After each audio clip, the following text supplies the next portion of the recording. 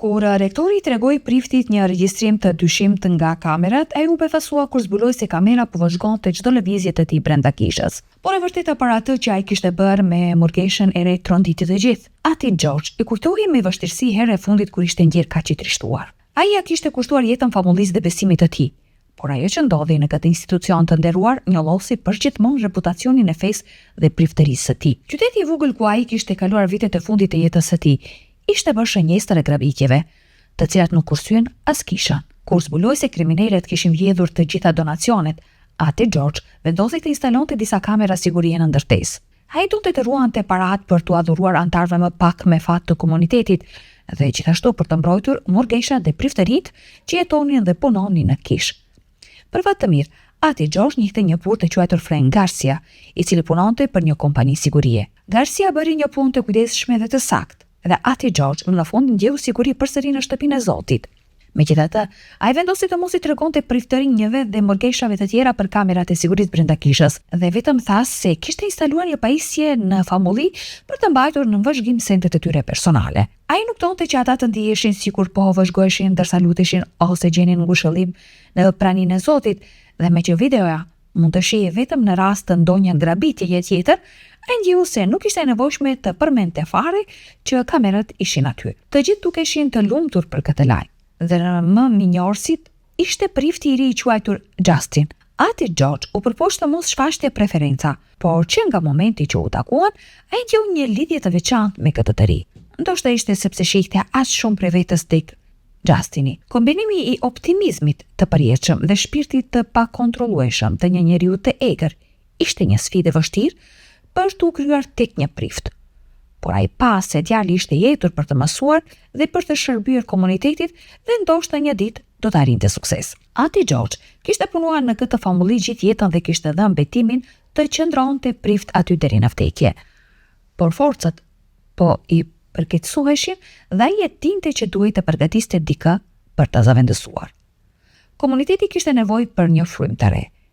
Dhe edhe prifti i vjetër e kuptonte se brezi i ri kishte nevojë për një qasje të re ndaj fesë. Me rënjën e numrit të njerëzve që merrnin pjesë në mesh, përplasja mes një jete të mbushur me besim dhe kënaqësive të botës nuk kishte qenë kurrë më reale se tani.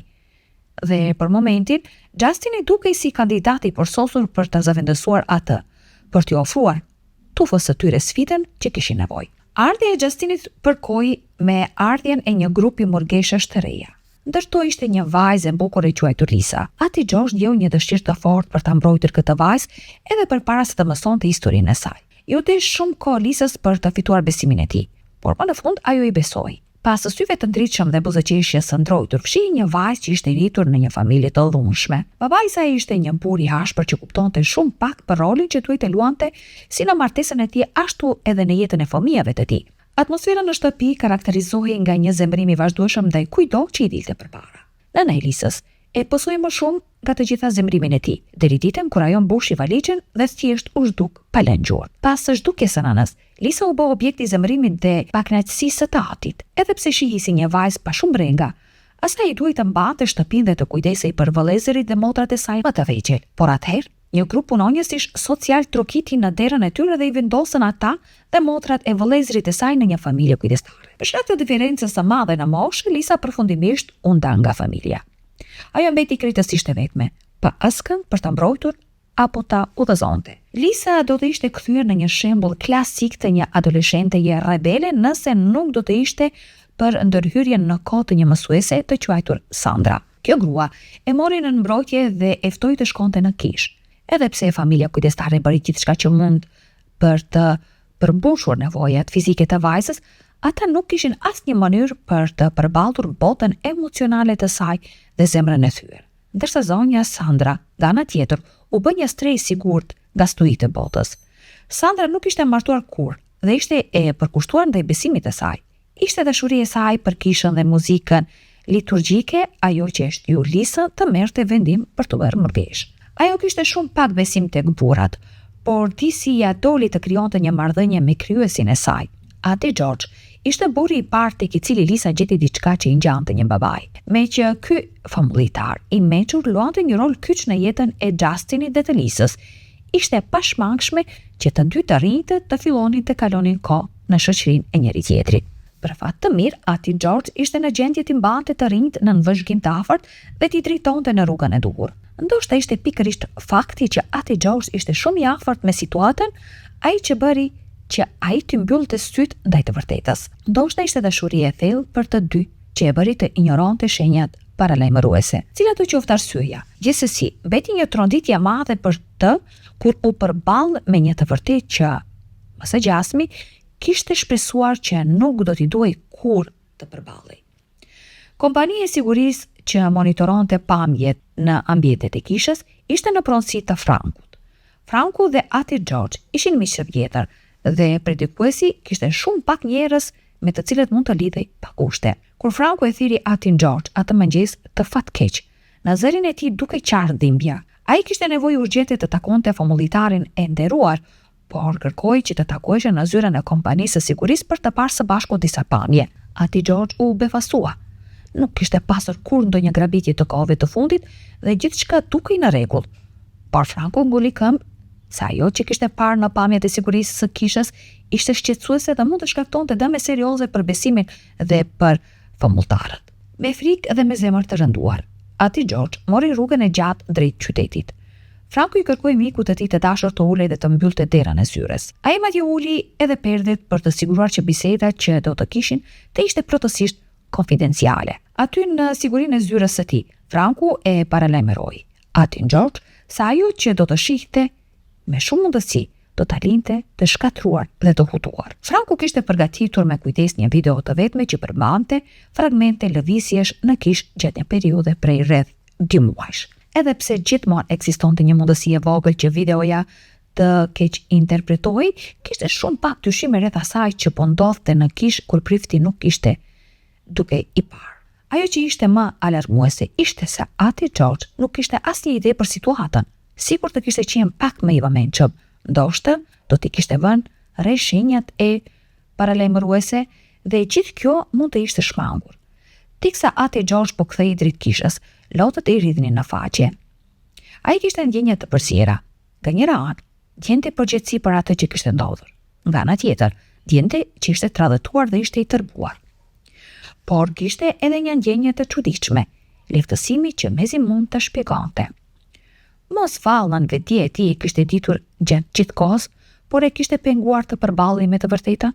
Kur ati George hyri në oborin e kishës, Justini po qëndronte te porta dhe i tunte dorën në përshëndetje. Ati George, me një shprehje të zymt në fytyrë, i tha të priste në zyrën e kishës. Justini uli kokën dhe shkoi në heshtje atje ku ai i tha. Ky ishte biseda më e vështirë që ati George kishte pasur ndonjëherë në jetën e tij. Ai nuk mund ta mohonte atë që kishte parë, por gjithsesi e pyeti Justinin nëse ajo që kishte treguar kamera ishte e vërtetë. Me kokën ulur, Justini pranoi atë që kishte bërë. Por para se të mund të vazhdonte, ati George i bëri që të dilte menjëherë nga dhoma. Ai nuk mund ta besonte që nxënësi i tij i preferuar i kishte tradhëtuar në një mënyrë kaq skandaloze. Kushtet që Justini të mos përjashtohej nga kisha ishin të qarta. Ai duhej të largohej menjëherë pa i thënë lamtumir askujt. Ai do të transferohej në një komunitet të largët dhe do t'i ndalojë përgjithmonë të kishte kontakte me dikë nga ajo famulli. Justini nuk kishte zgjidhje tjetër përveç se ta pranonte vendimin. Zemra e ishte thyer për humbjen e mentorit dhe figurës atësore, por ai entinte që kishte bërë një gabim dhe ishte gatshëm të paguante çmimin. Justini i mblodhi gjërat e tij dhe rezervoi një dhomë hoteli në qytet për të kaluar natën. Ati George ishte i shkatëruar. Nuk kishte koha të mendonte për ndjenjat e tija. Kishte një person tjetër që ishte i përfshirë në këtë rëmuj dhe ai nuk dinte ç'të bënte në lidhje me të. Pas shumë mendimesh vendosi të fliste me motrën Agnes. Ajo ishte përgjegjëse për morgeshat në famulli dhe dinte më mirë se çfarë duhet bërë.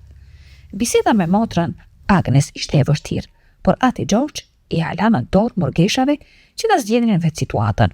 Kur Lisa u zgjua mëngjesin tjetër, ajo u thirr në zyrën e motrës Agnes dhe u pyet përse ajo dhe Justini kishin dalë fshehurazi nga kisha në mes të natës disa herë në javë, në vend që të luteshin siç ishte zakoni. Ato gjithashtu ishin parë duke hyrë së bashku në dhomën e saj. Motra Agnes shpjegoi se Justini ishte dërguar shumë larg dhe se po mendonte nëse duhet të vepronte njësoj edhe me Lisën, por fillimisht donte të dëgjonte të vërtetën. Lisa gati sa nuk ra të fikët kur dëgjoi që Justini kishte ikur.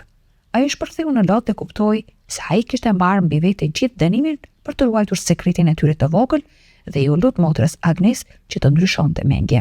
Dhe kur më në fund ia tregoi Murgesës të gjithë të vërtetën, motra Agnes nuk mundi të mos qeshte. Murgesha e thiri atin George në zyrën e tij dhe i kërkoi Lisës që ta tregonte edhe një herë versionin e saj të ngjarjes. Kur ati George kuptoi se kishte bërë një gabim të tmerrshëm, ai u hodh në makinë dhe nxitoi drejt hotelit ku po qëndronte.